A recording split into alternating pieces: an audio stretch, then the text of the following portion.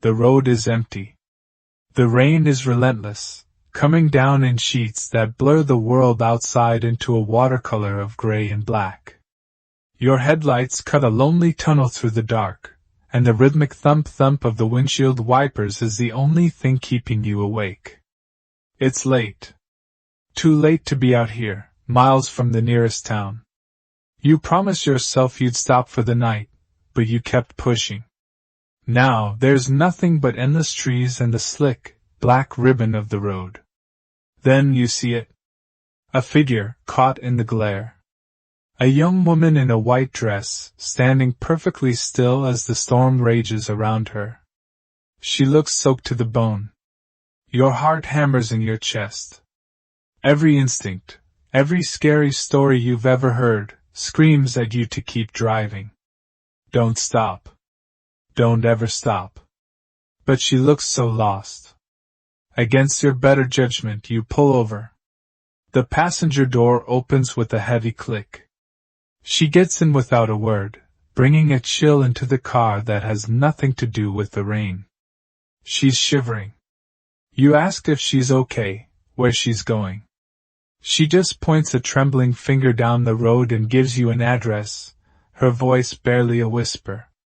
Just up there. The old farmhouse on the hill. You try to make small talk, to fill the heavy silence, but she barely answers.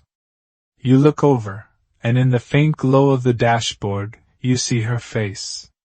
She's beautiful, but pale. So pale. A few minutes later, you see the house, a dark shape against the stormy sky. You pull into the gravel driveway and turn to tell her you've arrived, but the seat is empty. The door never opened. The seatbelt is still latched. She's just gone. Welcome to history for sleepyheads. That story I just told, you've heard it before, haven't you? It's the classic American ghost story, the one told around campfires and whispered in the back seats of cars for 100 years. The Vanishing Hitchhiker. It's a tale so widespread, it has been reported in almost every state, on countless lonely roads, a piece of modern folklore that refuses to die. But what if I told you this isn't just one story? What if it's 1,000 true stories, all buried under the weight of a single legend? These tales aren't just meant to scare us on a dark night. They are the echoes of real tragedy, the ghosts of an entire century of progress and peril. They were born from the very real anxieties of a nation just learning to drive, a nation falling in love with the automobile, and paying the price for it in blood. Today, we're putting the ghost story in the rearview mirror. We're going to peel back the layers of the supernatural to find the history hidden beneath. We'll travel to the real roads, look for the real accidents, and find the real people whose tragic deaths may have been the seed of these terrifying myths. It's time to stop asking if the vanishing hitchhiker is real, and start asking why we see her in the first place. We're here to uncover the terrifying truth about the most famous phantom on America's highways. To begin our investigation, we have to travel to Chicago. Specifically, to a 5-mile stretch of road that cuts a diagonal scar across the southwest suburbs, linking the concrete heart of the city to the quiet, manicured lawns of its cemeteries. This is Archer Avenue.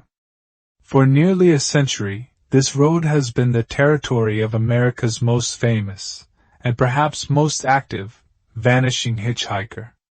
She has a name. They call her Resurrection Mary. The legend, as it's told today, is a tapestry of romance and tragedy. The story begins on a cold winter's night in the early 1930s. A beautiful, young Polish-American girl with blonde hair and blue eyes is spending her evening dancing at the O. Henry Ballroom.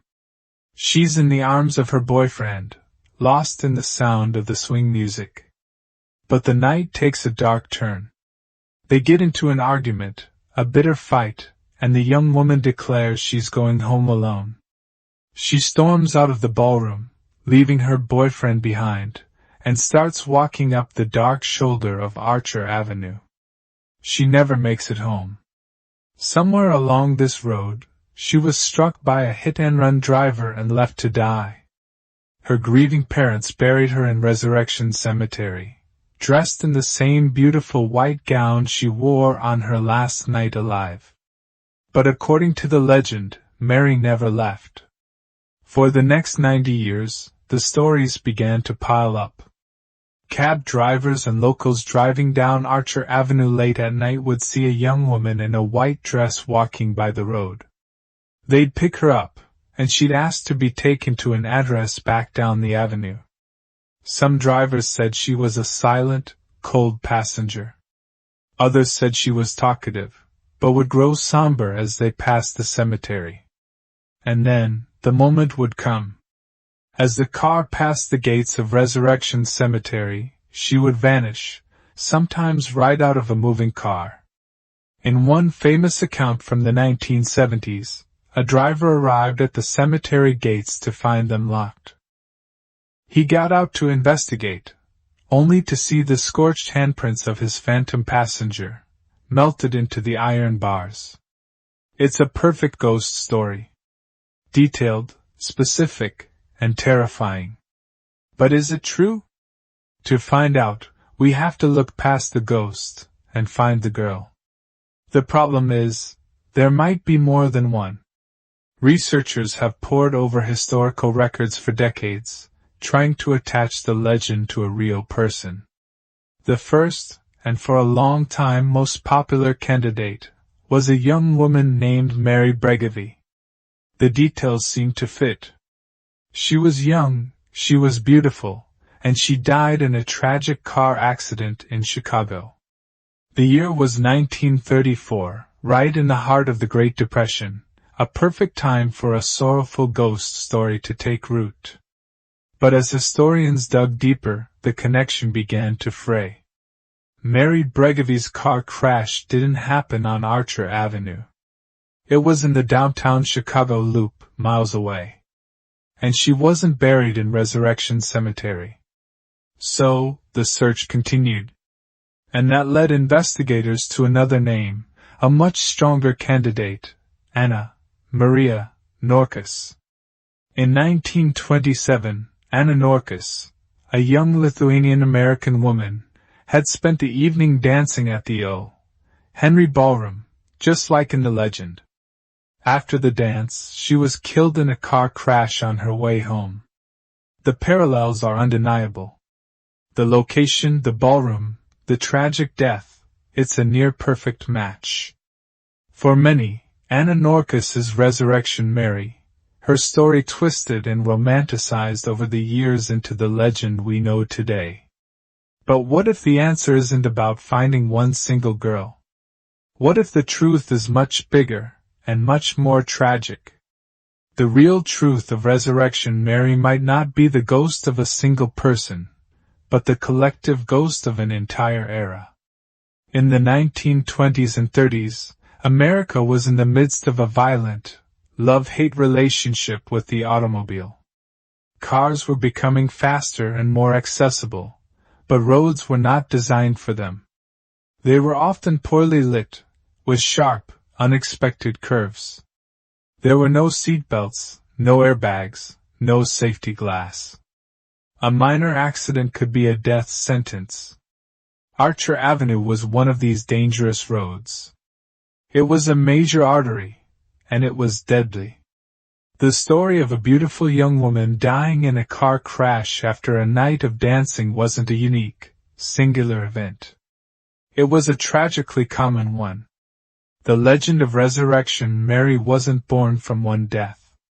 It was born from the constant fear of death on that specific road. She is a composite ghost, a symbol for every young life cut short on the asphalt of Archer Avenue.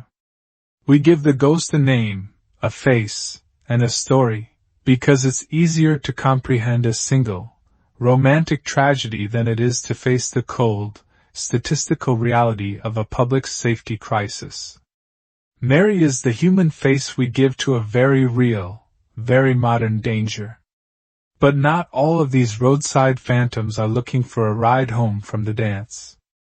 Sometimes, they aren't trying to get anywhere at all. Sometimes, they have a message to deliver. For that, we have to leave the crowded suburbs of Chicago and travel west, into the vast, scorching emptiness of the Mojave Desert. This is the land of the Hoover Dam, one of the greatest engineering marvels in American history. And for decades, drivers on this lonely stretch of highway have reported encounters with a very different kind of vanishing hitchhiker. The stories vary, but the core elements are the same.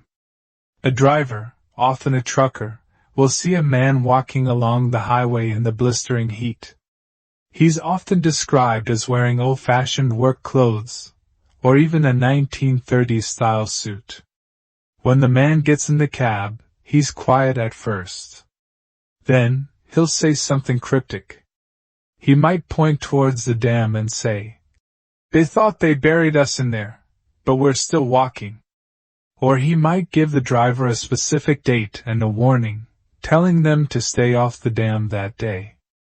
And then, just as the driver is processing these strange words, he'll look over, and the man is gone. Vanished into thin air. This ghost isn't looking for a ride home. It's delivering a message. And to understand the message, we have to understand the place.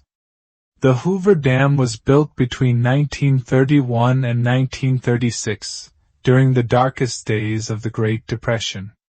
It was a beacon of hope, a symbol of American ambition. But it was built on a foundation of human suffering. Thousands of desperate men flocked to the Nevada desert for a chance at a job. They worked in some of the most brutal conditions imaginable. In the diversion tunnels, summer temperatures could reach 140 degrees Fahrenheit, and carbon monoxide from the machinery was a constant, invisible killer. Danger was everywhere, from falling rocks to premature dynamite blasts. Officially, 96 men died during the construction of the Hoover Dam. But that number is widely considered a fiction. It doesn't include the workers who died from what the company doctors called pneumonia, a convenient diagnosis that hid the lethal reality of carbon monoxide poisoning. The true death toll is likely much, much higher. These were men who were, in the eyes of the project, completely expendable. So when a phantom in work clothes appears on Highway 93, he isn't just a random spirit. He is a manifestation of the collective memory and guilt of this monumental project. He is the voice for the hundreds of men whose deaths were swept under the rug. The legend of the prophetic hitchhiker isn't a ghost story. It's a story of remembrance. It's a piece of folklore created to ensure that the true human cost of progress is never forgotten. So we have a ghost born from the everyday danger of the modern road, and a ghost born from the extraordinary danger of building a nation.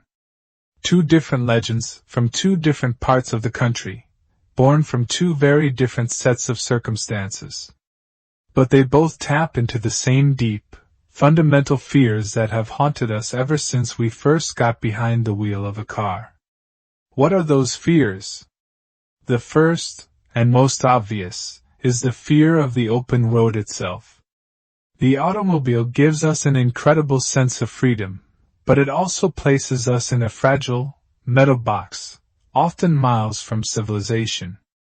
The vanishing hitchhiker legend preys on our fear of what happens when that freedom turns to vulnerability. The fear of breaking down, of getting into an accident, of being stranded and alone in the dark, at the mercy of the elements, or worse. The second is the fear of the stranger. Your car is an intimate, personal space. To slow down and let someone you don't know into that space is a profound act of trust. The legend takes that moment of trust and twists it into something unsettling and supernatural. It plays on a primal social anxiety.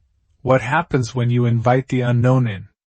But perhaps the most important reason we tell these stories is the most human one of all. they are a way for us to process grief. A real-life fatal car accident is chaotic, ugly, and senseless. It's a story with no meaning. But a ghost story? A ghost story has a narrative. It has rules. It has a purpose. The ghost of Resurrection Mary isn't just a random victim. She's a heartbroken lover, forever searching for her ride home. The ghosts of the Hoover Dam aren't just forgotten laborers.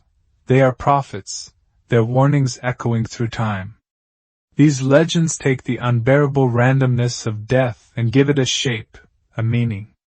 They are a way for communities to collectively mourn their tragedies and to feel that, in some small way, the people they lost are not truly gone. They are simply waiting, up ahead, on the side of the road. The American road is more than just asphalt and paint. It's a repository of our stories, a library of our collective memory. And like any good library, it has its share of ghost stories. We tell them on long drives, we whisper them to our friends, we pass them down like heirlooms. But as we've seen, these stories are so much more than just a cheap thrill. They are monuments.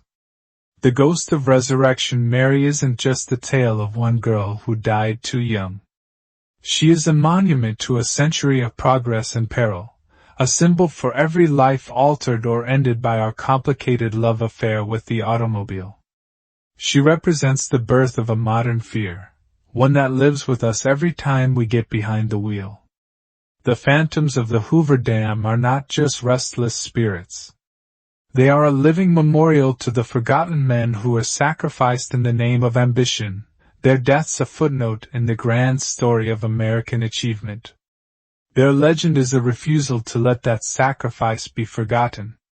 So the next time you hear the story of the vanishing hitchhiker, remember what you're really hearing. It's the echo of a real car crash on a dark night. It's the memory of the lives spent to build the world we live in. The ghosts of the highway aren't just spirits of the dead. They are the living history of our fears, our tragedies, and our profound, human need to make sense of the senseless. They remind us that every road is paved with stories, and that the past is always in our rearview mirror, even when we think we've left it far behind. They're not haunting the roads. They're reminding us. Every town, every state, has a story like this. A lonely stretch of road with a name and a legend attached to it. And I want to hear about yours. What's the haunted road in your hometown? What are the stories you grew up with? Let me know in the comments below. I read every one of them. And if you enjoy digging up this hidden history and want to join me on our next investigation, please consider subscribing to History for Sleepyheads and turning on notifications. It's the best way to make sure you don't miss an episode. Thank you for watching. But the phantoms of the road aren't always human. They don't always have a name, or a grave, or a reason for being there. Sometimes, there are only the lights. Unexplained, silent, and watching from the darkness. In our next episode, we journey to the Ozark Islands, to a place called the Devil's Promenade, to uncover the truth behind the Hornet Spook Light, a mystery that has defied science, baffled investigators, and terrified witnesses for over a century.